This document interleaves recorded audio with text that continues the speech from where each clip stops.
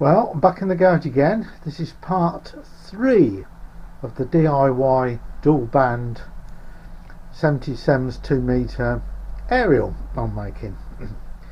And you've probably seen this tripod before. This is a lighting tripod for doing selfies, and I picked up 2 of these and I use these with my vertical antenna. Let's just pull this out and I put my loading coils on that for my HF 20 metre 40 metre band aerial, vertical aerial, when I'm doing portable operation. I'm hoping put this back with my other coils, homemade coils sitting here, look quite nice, don't they, in that old bit of wood. Sorry, just being distracted with some of my stuff. And what I've got here is a curtain pole, which is wood.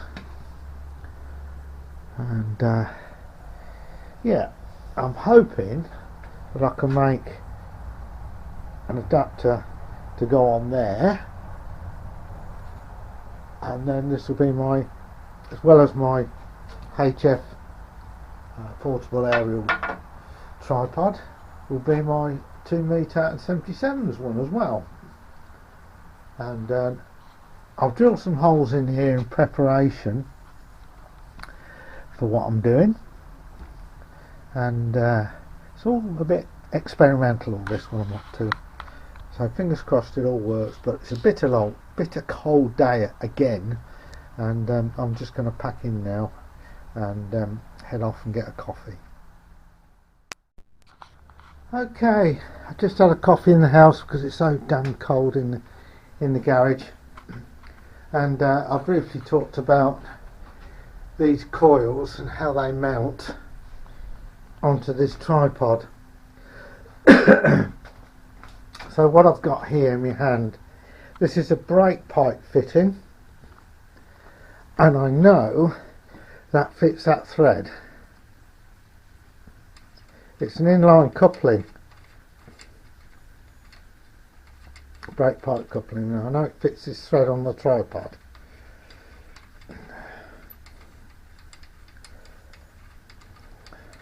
So what I've done, I've got this curtain pole left over. I don't know where it come from.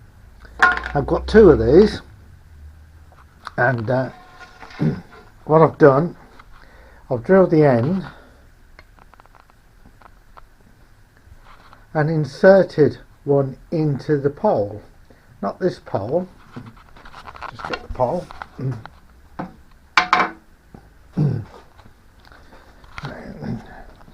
Let's get it right.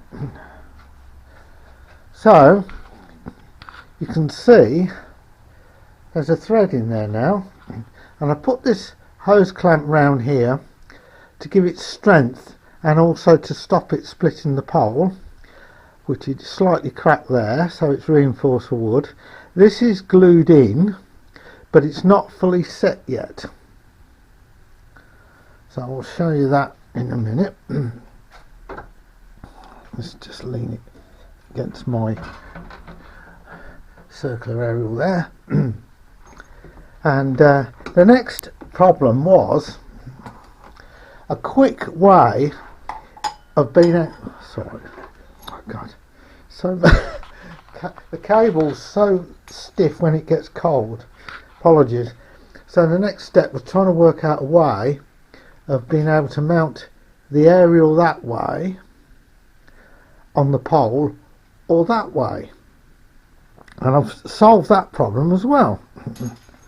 And I'll just show you. Let's put that on the floor. It's the cable, it gets cold and it gets really hard, the plastic. Right, let me get the pole. I'll try and demonstrate this. Right, now very simply, I've cut the wooden pole down there,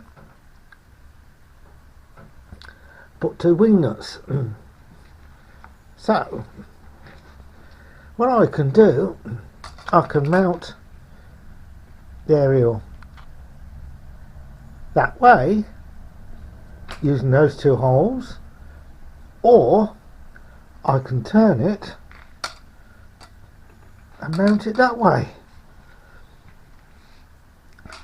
on the pole. I know we can see that with the wing nuts. So I can mount it that way, which gives me vertical polarization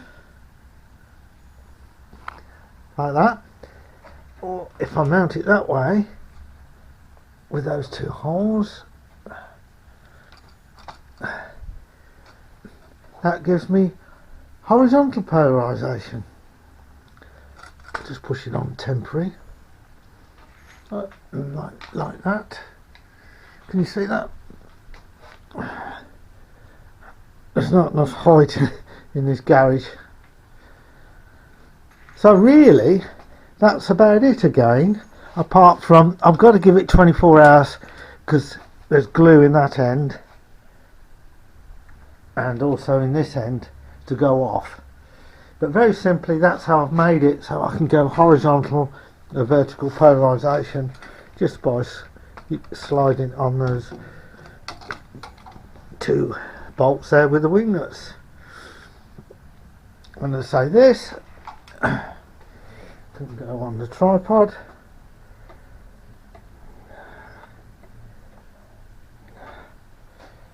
Let's see what it's thread on.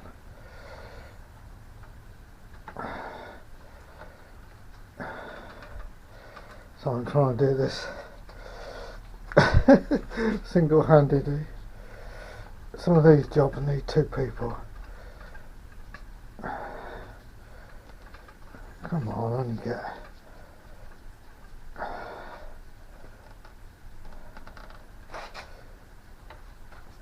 Okay, that gives you what it looks like.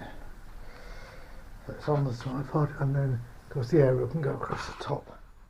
That makes sense. It's light on the floor. Fold this tripod up. There you go. And that gives you the indication of what it will look like. This roughly gives you an indication of how high this pole is. It's up to the corner of the roof there. These are brilliant, these lighting tripods. It will actually go higher. And this is the join here that joins the wooden pole. And so the air will be right up there.